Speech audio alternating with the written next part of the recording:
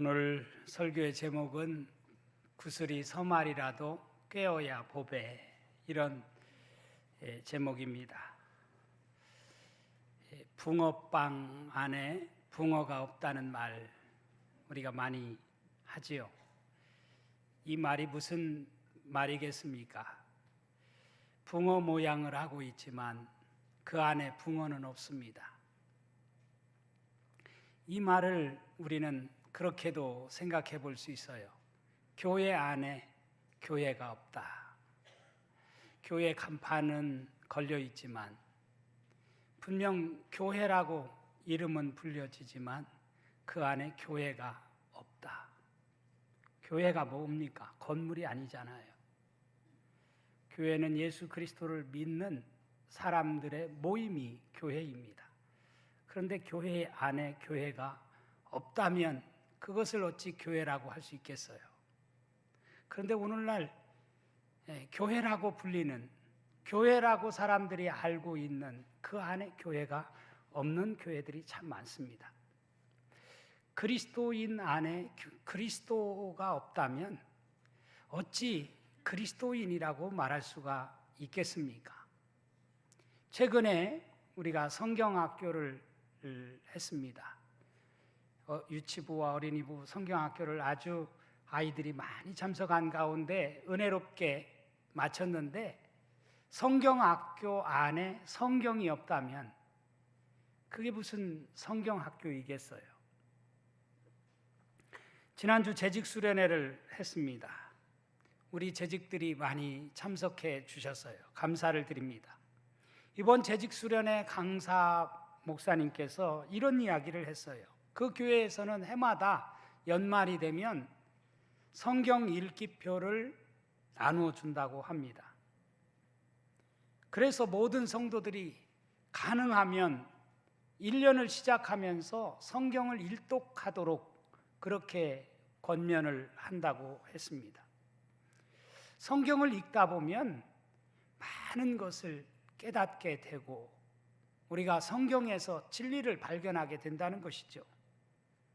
여러분, 우리 농천교회도 해마다 이제 3월이 되면 성경 공부반을 개강하게 됩니다. 오늘 광고를 했어요. 황성숙 목사님, 성기훈 목사님, 김용현 목사님, 문호연 장로님, 최성찬 목사님, 우리 참 훌륭한 그런 우리 강사분들이 귀한 말씀을 강의해 주실 것입니다. 기대가 됩니다. 여러분 많이 참석하셔서 말씀을 제대로 알고 믿는 우리 농촌의 모든 성도들이 되었으면 좋겠습니다. 저는 우리 교회 성경 공부 프로그램도 다른 어떤 사회의 어떤 유명한 프로그램들처럼 공고가 나자마자 다 마감이 되어지는 그런 역사가 일어났으면 좋겠어요. 오늘 우리 교회 국제기도원협회 수원 캠프 식구들이 오셨습니다. 수원 우리 기도원협회라는 단체가 하는 일을 여러분들이 오늘 영상을 통해서도 또 장로님의 설명을 통해서도 잘 들었습니다. 정말 귀한 사역을 하는 것입니다. 이 일에 우리가 함께 힘을 보태는 것 너무너무 중요한 일이라고 생각합니다. 지금은 정보화 시대입니다. 수많은 정보가 넘쳐납니다. 그러나 여러분, 그것이 우리를 구원에 이르게는 하지 못합니다. 오히려 때로는 그 많은 정보로 인해 더 혼란을 겪게 되고 삶의 방향을 잃어버릴 때가 종종 있습니다. 이런 시대를 살아가는 우리에게 오늘 본문의 말씀, 특별히 시편 119편의 말씀은 이렇게 말합니다. 주의 말씀을 열면 빛이 비치어 우둔한 사람들을 깨닫게 하나이다. 주의 말씀을 열면 빛이 비친다는 거예요. 그래서 우둔한 사람들을 깨닫게 한다라고 말씀을 하고 있습니다. 여기 말씀에서 중요한 단어는 연다는 단어입니다. 말씀이 존재하는 것만으로는 충분하지 않습니다. 주의 말씀이 열릴 때에만 그 속에서 빛이 비치게 되는 것입니다. 그리고 그 빛을 통해서 우리가 깨닫게 되는 것입니다. 오늘 저는 이 시편 119편의 말씀, 또 요한복음 1장의 말씀을 통해서 구슬이 서말이라도 꿰어야 보배라는 제목으로 말씀을 나누려고 합니다. 구슬이 서말이라도 꿰어야 보배라는 말, 여러분 많이 이 속담을 인용하실 것입니다. 아무리 많은 것을 가지고 있어도 그것을 제대로 활용하지 않으면 그 가치를 인정받지 못한다라고 하는 뜻을 가진 말입니다. 여러분, 우리 가정에 성경책 한 권쯤 비치하지 않은 가정은 없을 것입니다.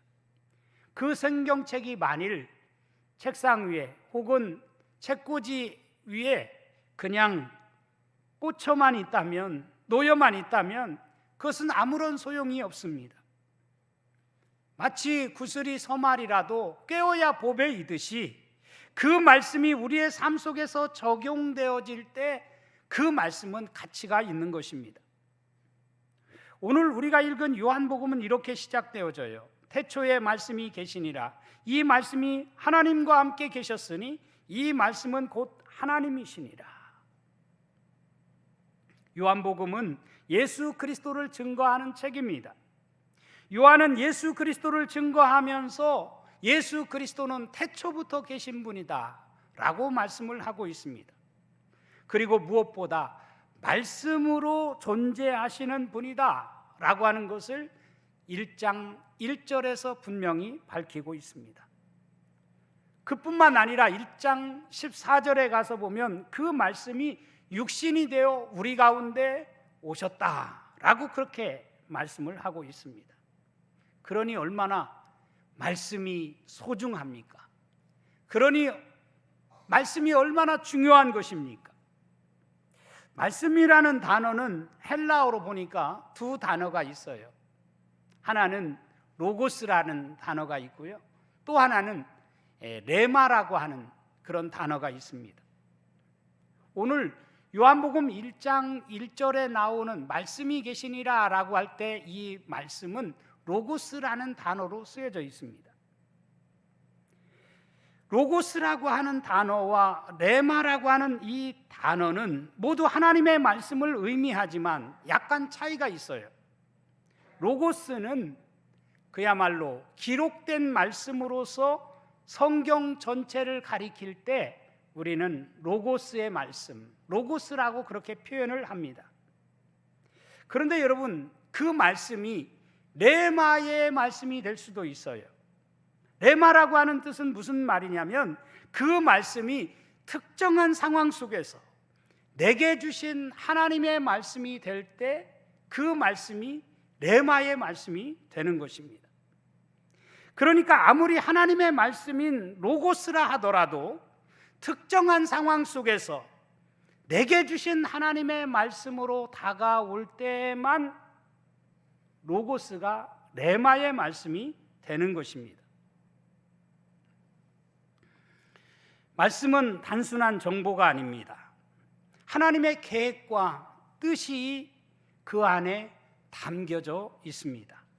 그렇기 때문에 말씀이 열릴 때 우리는 그 말씀을 통해 단순한 지식이 아니라 우리의 삶에 놀라운 변화를 가져오는 능력이 그 말씀을 통해서 나타나는 것입니다.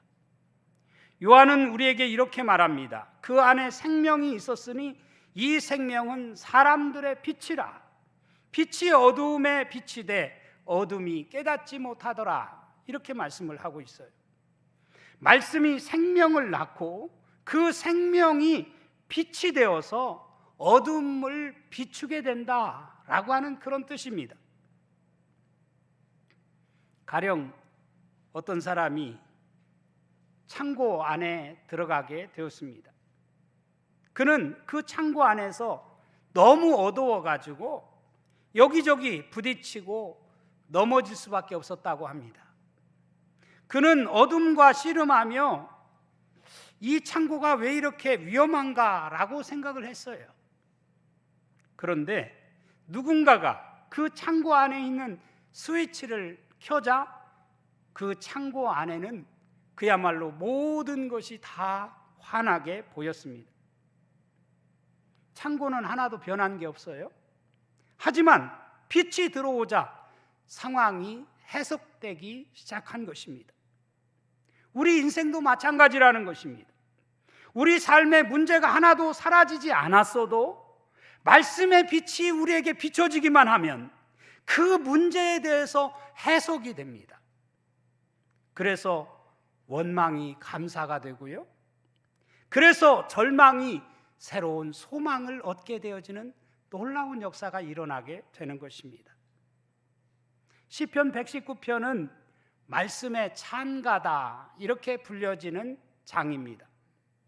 단일장으로 가장 긴 장이 시편 119편입니다. 176절로 되어 있어요. 그 가운데 오늘 우리가 읽은 130절은 너무너무 유명한 말씀이고 우리 모두가 꼭 기억해야 할, 암송해야 할 말씀입니다. 다시 한번 우리 같이 한번 읽어보십시다. 시작. 주의 말씀을 열면 빛이 빛이요 우둔한 사람들을 깨닫게 하나이다. 아멘. 다시 말씀드리지만 연다라고 하는 말은 단순히 책장을 넘긴다는 뜻이 아니에요. 히브리어 원어적 의미는 드러내다, 풀어헤치다, 밝혀 보이다 라는 의미를 가진 단어입니다. 즉 말씀이 드러내어서 해석되어지면, 말씀이 성령 안에서 풀려지기만 하면, 말씀이 우리 마음에 적용되어지기만 하면 그때 우리의 인생이 놀랍게 변화되어지는 역사가 일어나게 된다. 우둔한 사람들을 깨우쳐서 놀라운 변화를 가져오는 능력이 말씀 안에서 나타난다 라고 하는 그런 말씀입니다. 여러분, 이런 경험 한 번쯤 해보시지 않았을까 생각합니다. 어느 날 성경을 읽었더니 그 성경 안에서 빛이 비치는 거예요. 그래서 온 몸이 뜨거워지기도 하고 머리끝부터 발끝까지 전율이 느껴지는 그런 경험, 여러분 많이 하셨으리라고 생각이 들어요. 혹시 이런 경험을 한 번도 하지 못하고 신앙생활을 한다고 한다면 그 사람은 불행한 사람이에요. 어떤 사람은 문맹이었는데, 글자를 모르는 사람이었는데, 학교에 학자도 모르는 사람이었는데 성경책을 늘 가지고 다니고 듣고 하다 보니까 어느 날 글자를 깨우쳤다는 거 아니에요. 성경을 읽는 가운데 글자를 알게 되었다는 거 아니에요. 성 어거스틴의 회심 이야기를 여러분 많이 들으셨을 거예요. 성 어거스틴, 기독교 역사에서 가장 훌륭한 사람으로 추앙받는 사람입니다. 그가 어떻게 어떻게 성인이 되었는가? 성 어거스틴이 되었는가? 사실은 그는 방탕하였어요. 그의 어머니는 정말 신실한 믿음을 가진 어머니였지만 그는 만이교에 빠지기도 하고 참 방탕한 삶을 살았던 그가 어느 날 어머님이 주신 성경책을 펼쳤더니 로마서 13장 11절 말씀이 그 눈에 확 들어왔다는 거 아니에요. 너희가 이 시기를 알거니와 자다가 깰 때가 벌써 되었으니 이는 이제 우리의 구원이 처음 믿을 때보다 가까웠습니다. 이 말씀을 읽는 가운데 무릎을 탁 치고 어거스틴이 이 말씀 때문에 변화되었어요. 회심하게 되었어요. 그래서 기독교 역사에 전무후무한 업적을 남기는 사람이 되었어요. 이처럼 주의 말씀을 열면, 말씀이 우리에게 열려지면 우리에게 놀라운 역사가 일어나게 됩니다. 저 같은 경우도 참 대단히 미련하고 어리석고 지혜가 참 부족한 사람입니다. 모든 면에서 제가 이렇게 여러분 앞에서 매주 말씀을 전할 만한 능력이 안 돼요. 지식적으로도 안 되고 경험적으로도 안 되고 모든 면에서 부족합니다. 그럼에도 불구하고 참 감사하게도 제가 매일 새벽 제단에 나와서 기도하고 말씀을 전하고 제 방에 올라가서 성경을 펼치면 그날 제가 신방 갈 일이 있다든지 어떤 일이 있을 때 지난 한 주간 동안에도 얼마나 장례식도 많고 제게 매일 새벽 예배 설교해야죠. 장례식이 3번씩이나 났죠. 가서 말씀을 전해야죠. 주일 설교 준비해야죠. 제 능력으로 감당이 안 돼요. 그런데 주의 말씀을 열면 제게 빛이 비치는 것을 느껴요. 그래서 그 말씀을 전하도록 저에게 말씀해 주시는 음성이 들려져요. 주의 말씀을 열면 빛이 비칩니다. 사랑하는 성도 여러분, 그런 차원에서 여러분 말씀을 가까이 하는 우리 농촌의 모든 성도들이 될 수 있기를 주님의 이름으로 축원합니다. 사도 바울이 믿음의 아들 디모데에게 편지를 2번 썼는데요. 2번째 쓴 편지가 디모데 후서의 말씀인데 마지막 편지예요. 바울의 마지막 편지인데 그 편지에 보면 이런 말씀이 나옵니다. 모든 성경은 하나님의 감동으로 된 것으로 교훈과 책망과 바르게 함과 의로 교육하기에 유익하니 이는 하나님의 사람으로 온전하게 하며 모든 선한 일을 행할 능력을 갖추게 하려 함이라. 이렇게 말씀을 하고 있어요. 모든 성경은 하나님의 감동으로 된 것이라는 거예요. 그래서 이 성경 말씀을 통해서 하나님의 사람으로 온전하게 하고 모든 선한 일을 행할 능력을 갖추게 하는 말씀이 바로 성경이다. 말씀밖에는 없다. 그래서 이스라엘 사람들은 성경을 너무너무 사랑합니다. 그래서 각 가정에서 쉐마 교육을 한다고 하잖아요. 쉐마 교육. 쉐마라는 말은 들으라, 이스라엘아 들으라 라고 하는 그런 말씀이에요. 신명기 6장에 보면 이렇게 말씀하고 있어요. 이스라엘아 들으라, 우리 하나님 여호와는 오직 유일한 여호와이시니 너는 마음을 다하고 뜻을 다하고 힘을 다하여 내 하나님 여호와를 사랑하라. 오늘 내가 내게 명하는 이 말씀을 너는 마음에 새기고 내 자녀에게 부지런히 가르치며 집에 앉았을 때에든지 길을 갈 때에든지 누워 있을 때에든지 일어날 때에든지 이 말씀을 강론할 것이며 너는 또 그것을 내 손목에 메어 기호를 삼으며 내 미간에 붙여 표를 삼고 또 내 집 문설주와 바깥문에 기록할지니라. 하나님의 말씀이 얼마나 귀하고 하나님의 말씀을 듣는 것이, 하나님의 말씀을 우리가 가지고 살아가는 것이 얼마나 중요한지를 이스라엘 백성들은 알기 때문에 이 쉐마 교육을 하는 것입니다. 저는 오늘 왜 하나님의 말씀이 우리의 삶 안에서 열려야 하는지를 3가지로 말씀을 드리려고 합니다. 첫째, 말씀이 열릴 때 비로소 우리의 삶의 방향이 보이게 됩니다. 인생을 살면서 여러분 느끼는 것이 뭐예요? 저는 인생을 살면서 속도가 중요한 것이 아니고 방향이 중요하구나 라는 것을 참 많이 느낍니다. 빨리빨리, 우리 한국 사람들이 가장 많이 쓴다고 하는 빨리빨리 가는 게 문제가 아니에요. 우리 자녀들을 보면서 그런 걸 느끼잖아요. 빨리빨리가 중요하지 않아요.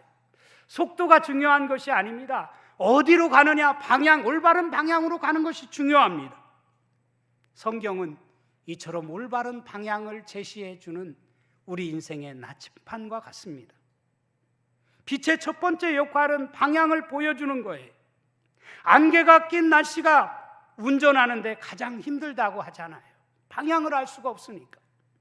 육지에서뿐만 아니라 바다에서도 안개가 끼면 배가 가장 위험하다고 합니다. 파도보다 무서운 것은 방향을 잃는 것이라고 해요. 그런데 멀리서 희미한 등대 불빛 하나가 보이면 선장은 안도한다고 합니다. 그 불빛이 모든 암초를 제거하지는 않지만 가야 할 방향을 알려주기 때문이에요. 말씀도 그렇습니다. 우리 삶의 모든 문제가 말씀이 있다고 해서 우리의 삶의 문제가 해결되는 것은 아니에요. 그러나 적어도 말씀이 우리에게 주어지면 그 말씀을 붙잡고 우리가 가야 할 길을 우리가 분명히 가게 되는 것입니다. 그래서 주의 말씀은 내 발의 등이요 내 길의 빛이니이다 라고 우리는 고백하는 것입니다. 두 번째로, 말씀이 열릴 때 비로소 존재의 의미가 확실해집니다. 로고스라는 말이 하나님의 말씀이라고 앞에서 말씀을 드렸어요. 이 로고스라는 말은 말씀이라고도 해석되어지지만 의미라는 뜻도 있습니다. 태초에 말씀이 계시니라 라고 했을 때 이 말씀이 계시니라 라고 하는 말을 그런 의미에서 태초에 의미가 있었다 이렇게 해석도 해볼 수 있어요.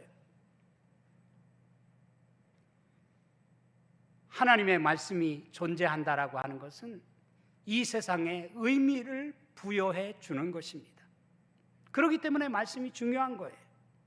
요한복음은 계속해서 이렇게 말합니다. 그 안에 생명이 있었으니 이 생명은 사람들의 빛이라. 말씀은 단순히 삶을 안내할 뿐만 아니라 삶을 살게 하는 원동력이 말씀이에요. 우리의 삶 속에서 쉽게 지치는 이유가 무엇이겠어요? 할 일이 많아서입니까? 아닙니다. 도리어 살아갈 이유를 잃어버렸기 때문에 지치는 것입니다. 의미를 찾지 못하기 때문에 우리가 지치는 거예요. 그런데 말씀이 들어가면 달라집니다. 삶의 의미를 깨닫게 되는 것입니다.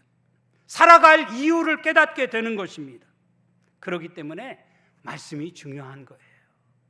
말씀이 들어올 때 우리의 삶은 살아갈 이유가 분명해지는 것입니다. 세 번째로, 말씀이 열릴 때 우리는 비로소 어둠을 두려워하지 않게 됩니다. 여기 요한복음 1장 5절에 보면 빛이 어둠에 비치되 어둠이 깨닫지 못하더라 라는 말씀이 있습니다. 여기 깨닫지 못하더라 라는 말씀이 성경 밑에 보면 주석에 어떻게 쓰여 있어요? 이기지 못하더라 라고 그렇게 되어 있습니다. 어둠은 절대로 빛을 이길 수 없어요. 어둠은 언제나 부재일 뿐입니다. 그러나 말씀이 열리면 우리는 더 이상 두려움에 사로잡히지 않게 됩니다. 우리의 상황은 전혀 나아지지 않았지만 그러나 그 상황 속에서도 말씀이 있기 때문에 우리는 두려워 벌벌 떨지 않게 된다는 뜻이에요. 우리는 얼마든지 세상을 이길 수 있다는 뜻이에요. 주의 말씀이 열릴 때 비로소 생명이 살아나고 빛이 비치고 우리의 오늘과 내일이 새로워지는 역사를 우리는 경험하게 되는 것입니다. 주의 말씀을 열면 어둠은 물러가고 생명의 빛이 우리 안에 거하게 되는 것입니다. 사랑하는 성도 여러분, 올 한 해 주의 말씀이 여러분의 삶 속에서 열려지는 역사가 있기를 주님의 이름으로 축원합니다. 항상 닫혀있는 말씀이 아니라 이 말씀이 능력이 되어서 우리의 삶을 새롭게 변화시키는 능력의 말씀으로 다가올 수 있기를 주님의 이름으로 축원합니다. 그래서 주의 말씀이 열려 삶의 방향이 보이고 존재의 의미가 확실해지며 더 나아가 어떤 상황 속에서도 승리하는 복된 인생을 살아가는 저와 여러분의 삶이 될 수 있기를 주님의 이름으로 축원합니다.